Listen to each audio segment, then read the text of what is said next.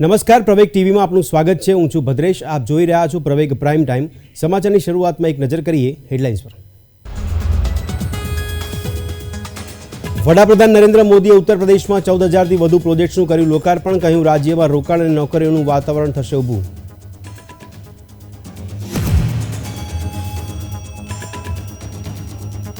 રાજકોટ મનપા દ્વારા અટલ સરોવર બનાવવાની કામગીરી હાથ ધરાઈ। 25 ફેબ્રુઆરીએ સ્માર્ટ સિટી પ્રોજેક્ટનું ઉદ્ઘાટન પીએમ મોદીના હસ્તે કરાશે।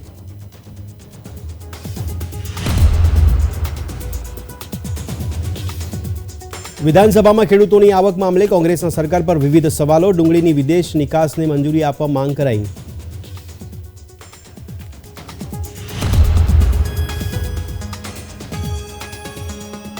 અમદાવાદમાં ડબલ સિઝનને પગલે રોગચાળો વકર્યો। છેલ્લા 15 દિવસમાં વાયરલ ઇન્ફેક્શન સહિત કમળાના કેસમાં થયો વધારો।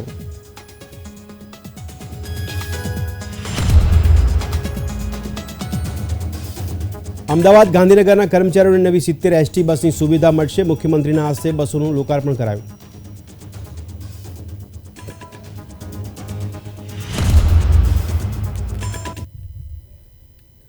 અને હવે સમાચાર જોઈએ વિગતવાર। વિધાનસભા સત્રમાં આજે કોંગ્રેસે સરકાર સામે પ્રહારો કર્યા હતા। વર્ષ 2022 સુધીમાં ખેડૂતોની આવક બમણી કરવાની વાત ભાજપે કરી, પરંતુ ખેડૂતોની આવક બમણી થઈ નથી। પેટ્રોલ, ડીઝલ અને વીજળીના ભાવ ડબલ થઈ ગયા, પરંતુ ખેડૂતની આવક બમણી થઈ નથી। તાકીદે ડુંગળીની ખરીદી કરે અને વિદેશ નિકાસની મંજૂરી આપે। દરિયાની અંદર એક્વાકલ્ચરનો વિનાશ થઈ જાય છે, જેને લઈને તેના પર પ્રતિબંધ લગાવવો જોઈએ। દરિયાની અંદર પ્રદૂષણ ન થવું જોઈએ તેવી તમામ માંગણી આજે કોંગ્રેસે સરકાર સમક્ષ મૂકી હતી।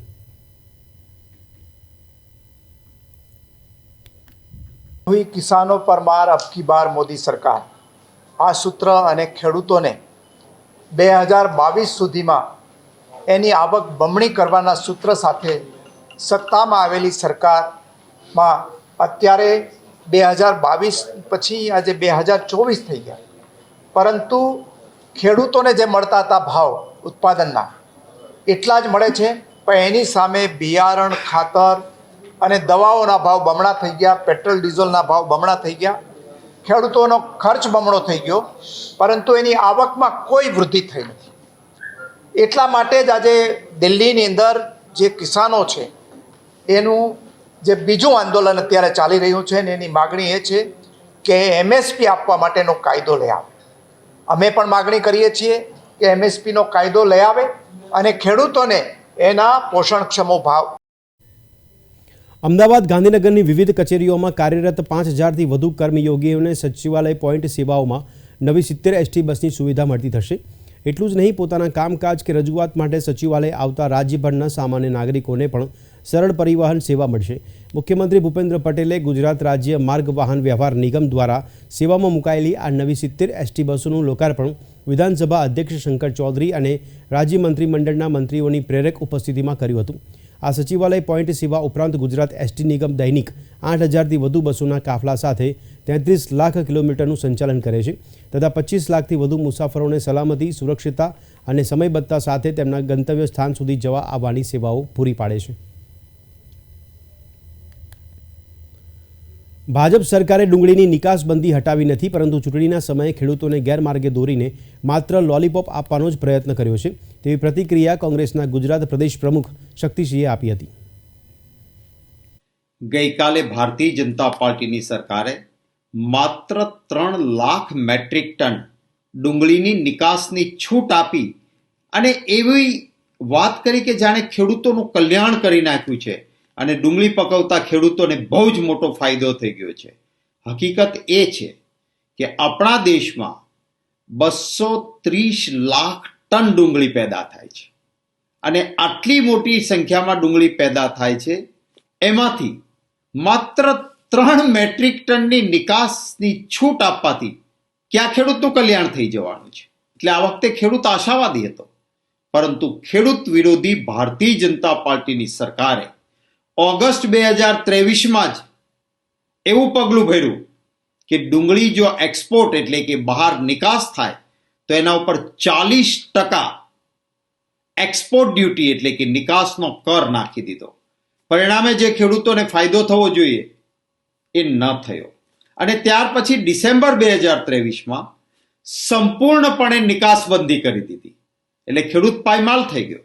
અને ખેડૂત આક્રોશિત થયો, રસ્તાઓ પર ડુંગળી ફેંકી દીધી, આંદોલન થયા, પણ ખેડૂત વિરોધી આ ભાજપની સરકારે નિકાસબંધીને દૂર કરીને નિકાસની છૂટ ના આપી. ગુજરાતમાં એસસી એસટી વર્ગને અન્યાય બાબતે અમિત ચાવડાએ નિવેદન આપ્યું છે. તેમણે કહ્યું કે સબકા સાથ સબકા વિકાસનો નારો આપી ડબલ એન્જિનની સરકાર સત્તામાં આવી છે, પરંતુ એસસી એસટી અને ઓબીસી સમાજની અવગણના થઈ રહી છે.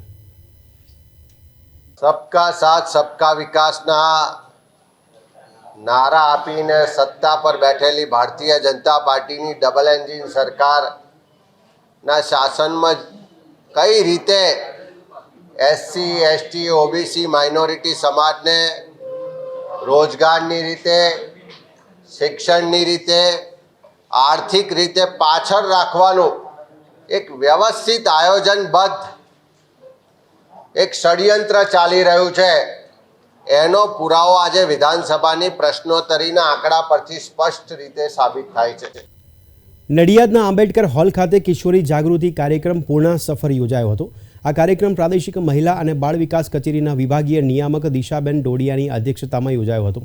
આઈસીડીએસ શાખાના પ્રોગ્રામ ઓફિસર મનીષાબેન બારોટે પૂર્ણા યોજનાની માહિતી આપતા જણાવ્યું કે આ યોજના હેઠળ 15થી 18 વર્ષની કિશોરીઓને લાભ આપવામાં આવે છે, જેમાં જાન્યુઆરી 2024માં 460 કિશોરીઓને લાભ આપવામાં આવ્યો હતો. ડાયમંડ ઉદ્યોગમાં કામ કરતા રત્ન કલાકારોને રાહત મળી રહે તેવા આશયથી 10 વર્ષ પહેલાં ડાયમંડ હોસ્પિટલની શરૂઆત કરવામાં આવી હતી, પરંતુ હાલમાં આ હોસ્પિટલના દરેક વર્ગના લોકો માટે દીકરીની ડિલિવરી પર ખાસ પ્રસૂતિ સેવા ચાલી રહી છે. બેટી બચાવો બેટી પઢાઓના ઉદ્દેશ્ય સાથે શરૂ થયેલી આ હોસ્પિટલમાં છેલ્લા 10 વર્ષ દરમિયાન 13,133 પ્રસૂતિઓમાં ફ્રીમાં ડિલિવરી થઈ છે. આ ઉપરાંત 2,000 દીકરીઓને 1 લાખના બોન્ડ મળ્યા છે. ત્યારે દરેક વર્ગના લોકો માટે શરૂ થયેલી આ ખાસ પ્રસૂતિ સેવાથી લોકોને ઘણી મોટી રાહત થઈ છે. વર્ષ પહેલાં સુરત ડાયમંડ એસોસિએશનના માધ્યમથી હોસ્પિટલનું નિર્માણ કરવામાં આવ્યું. આની પાછળનો મુખ્ય આશય ગાયનેક વિભાગ અને પીડિયાટ્રિશિયન વિભાગ શરૂઆત કરવાનો અમારો આશય હતો, કારણ કે બહાર જે પ્રમાણે લોકો હેરાન થતા હોય છે એને ધ્યાનમાં રાખીને સુરત ડાયમંડ એસોસિએશન હોસ્પિટલની અંદર નોર્મલ ડિલિવરી ફક્ત 1800 રૂપિયા, અને જો દીકરીનો જન્મ થાય તો 1 પણ રૂપિયો ચાર્જ લેવામાં આવતો નથી. અને એક દીકરી પર બીજી દીકરીનો જન્મ થાય તો અમે 1 લાખના બોન્ડ પણ આપીએ છીએ. દીકરી પઢાઓ દીકરી બચાવો આ સૂત્રને સાર્થક કરવા માટેનો અમારો પ્રયત્ન છે. હોસ્પિટલનો એક્સપિરિયન્સ સારો છે. મારી પહેલી પણ બેબી હતી અને અત્યારે પણ હાલમાં પણ બેબી જ છે. પહેલી બેબી વખતે પણ 1 લાખ રૂપિયાનો બોન્ડ મળ્યો હતો અને બીજી બેબી વખતે પણ 1 લાખ રૂપિયાનો બોન્ડ મળવાની શક્યતા છે. અને દીકરીઓ માટે ખૂબ જ સારી હોસ્પિટલ છે અને હોસ્પિટલની સુવિધાઓ પણ ખૂબ જ સારી છે. એટલે મોટાભાગની લેડીઝો માટે આ હોસ્પિટલ પ્રિફર કરવા માટે હું થોડું આગ્રહ કરું છું, કારણ કે મિડલ ક્લાસ ફેમિલી માટે બરાબર છે. અમદાવાદ શહેરમાં વાતાવરણમાં બદલાવને કારણે શહેરભરમાં મચ્છરજન્ય રોગચાળાની સ્થિતિ જોવા મળી રહી છે.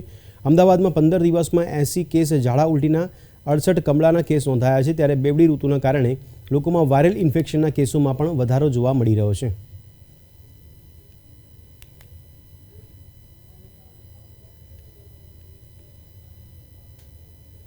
સિવિલ હોસ્પિટલમાં 4 તારીખ એટલે કે 4 ફેબ્રુઆરીથી લઈ અને ગઈકાલ સુધીની ઓપીડીની આંકડો જોઈશું તો 35,500થી વધારે લોકોએ ઓપીડીની સારવાર લીધી છે અને 4,000થી વધારે લોકોએ ઇન્ડોર દર્દી તરીકે સારવાર લીધી છે.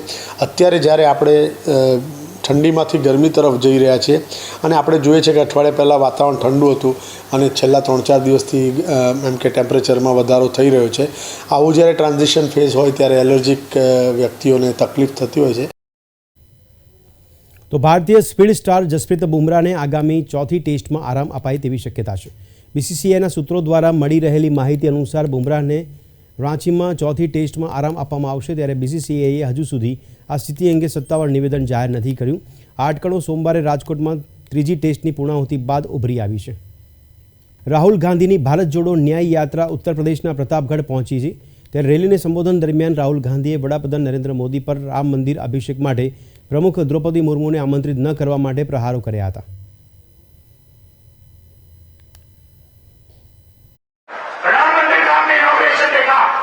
देखा सबने देखा मुझे उसका चेहरा देखा, अंबानी का चेहरा देखा, अमिताभ बच्चन का देखा, ऐश्वर्या राय का देखा, मोदी का देखा, किसी किसान का देखा, किसी मजदूर का देखा, किसी गरीब का देखा। हिंदुस्तान की राष्ट्रपति आदिवासी है। हिंदुस्तान की राष्ट्रपति आदिवासी है।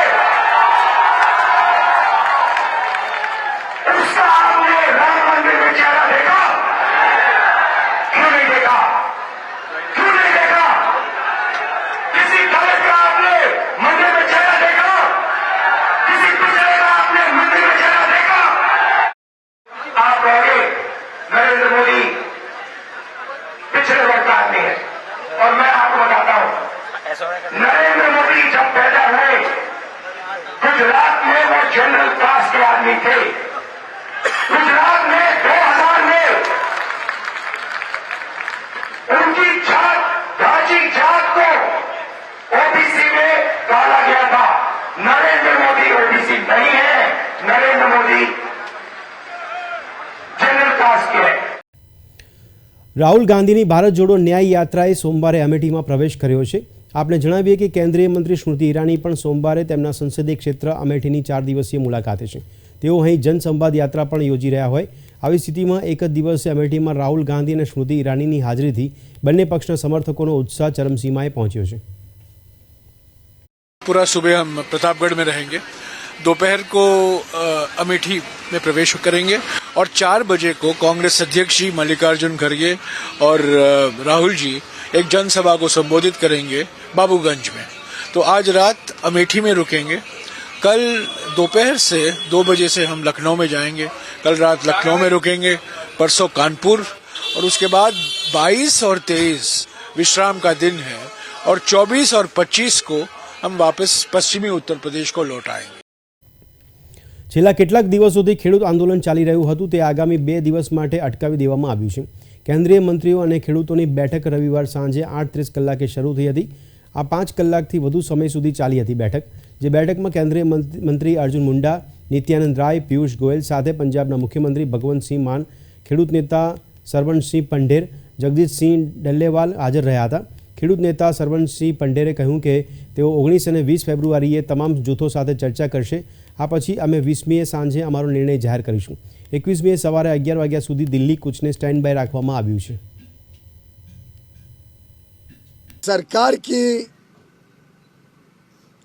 प्रमोटेड जो कोऑपरेटिव सोसाइटीज़ हैं, चाहे वो NCCF हो, national consumer cooperative federation, NAFED, ऐसी संस्थाओं द्वारा जो किसान अपना क्रॉप डाइवर्सिफाई करके या तो तूर दाल बनाए, उड़द दाल बनाए, मसूर की दाल बनाए या मक्का बनाए, उनको 5 साल के लिए एक कॉन्ट्रैक्ट करके उसको ये संस्थाएं MSP पर खरीदेगी. कोई क्वांटिटी की लिमिट नहीं होगी. तो जो भी किसान कॉटन की खेती भी पुनर्जीवित करता है, शुरू करता है फिर से, उनके लिए भी कॉटन कॉरपोरेशन ऑफ इंडिया इसी प्रकार का एक 5 साल का करार करेगी, लीगल एग्रीमेंट करेगी, और 5 साल तक जो भी उत्पादन इन खेतों से आएगा, डाइवर्सिफिकेशन करने के माध्यम से या पुनर्जीवित करके कॉटन के खेतों से उसको 5 साल के लिए MSP पर, जो CACP द्वारा निर्धारित MSP होते हैं, उस पर खरीदने का एक प्रस्ताव सामने आया है. કેન્દ્રીય મંત્રીઓ અને ખેડૂતો વચ્ચેની વાતચીતના ચોથા રાઉન્ડ પછી પંજાબના મુખ્યમંત્રી ભગવંત માનની પ્રતિક્રિયા સામે આવી છે. તેમણે જણાવ્યું કે જો પાક વૈવિધ્યકરણ લાગુ કરવું હોય તો સરકારની સહકારી મંડળીઓએ મકાઈ, કઠોળ અને કપાસ પર MSPની ખાતરી આપવી જોઈએ. ਸੋ ਕ੍ਰੌਪ ਡਾਈਵਰਸਿਫਿਕੇਸ਼ਨ ਜੇ ਲਾਗੂ ਕਰਨੀ ਹੈ ਤਾਂ ਪਹਿਲਾਂ ਗਰੰਟੀ ਦੇਣੀ ਪਊਗੀ. ਸੋ ਇਸ ਤਰ੍ਹਾਂ ਦਾ ਇੱਕ ਪ੍ਰਸਤਾਵ ਅੱਜ ਆਇਆ, ਜਿਸ 'ਚ ਨਫਾਡ ਜਿਹੜੀ ਏਜੰਸੀ ਹੈ ਸੈਂਟਰ ਦੀ, ਤੇ ਨਾਲ ਜਿਹੜਾ ਕਾਟਨ ਕਾਰਪੋਰੇਸ਼ਨ ਆਫ ਇੰਡੀਆ, ਇੱਕ ਮੱਕੀ ਨੂੰ ਖਰੀਦਣ ਵਾਲੀ ਇਹਨਾਂ ਦੀ ਜਿਹੜੀ ਏਜੰਸੀ ਹੈ ਸਰਕਾਰੀ ਹੈ, ਪੀਯੂਸ਼ ਗੋਇਲ ਜੀ ਦੇ ਮਹਿਕਮੇ 'ਚ ਹੀ ਆਉਂਦੀ ਹੈ, ਵੀ ਉਹ ਸਾਨੂੰ ਗਰੰਟੀ ਦੇ ਦੇਣ, ਲਿਖਤੀ ਐਗਰੀਮੈਂਟ ਹੋਊਗਾ ਲੀਗਲ। ਮੈਂ ਤਾਂ ਇੱਕ ਵਕੀਲ ਦੇ ਤੌਰ ਤੇ ਬੈਠਾ ਸੀ, ਫੈਸਲਾ ਤਾਂ ਉਹਨਾਂ ਨੇ ਲੈਣਾ ਜੀ। કેન્દ્ર સરકાર સાથે ચોથા રાઉન્ડની વાતચીત બાદ પણ ખેડૂતો શંભુ બોર્ડર પર અડગ છે। રવિવારે કેન્દ્રીય મંત્રીઓ સાથેની વાતચીતના ચોથા રાઉન્ડ પછી પણ આંદોલનકારી ખેડૂતો પંજાબ હરિયાણાની શંભુ બોર્ડર પર પડાવ નાખી રહ્યા છે। બેઠક બાદ ખેડૂત આગેવાનોએ કહ્યું કે તેઓ 2 દિવસમાં સરકારની દરખાસ્તનો જવાબ આપશે।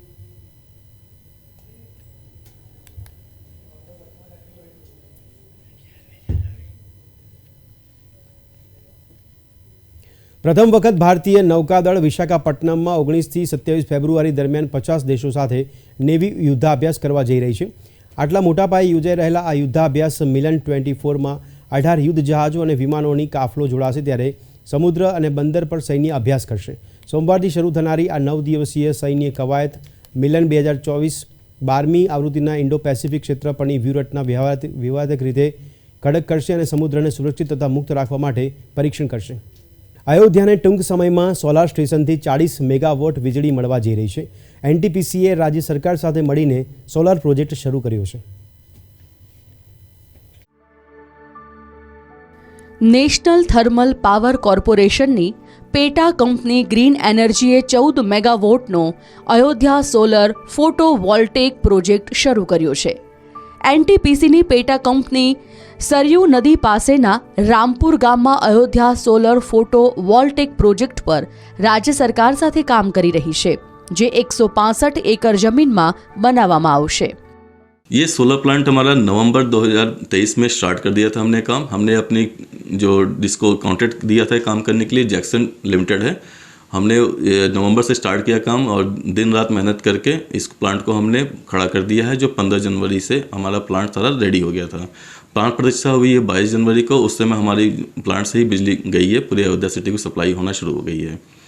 ये प्लांट 40 मेगावाट्स का है, जिसमें से 14 मेगावाट हमने कमीशन कर दिया है। 14 मेगावाट की बिजली बन रही है आज की डेट में।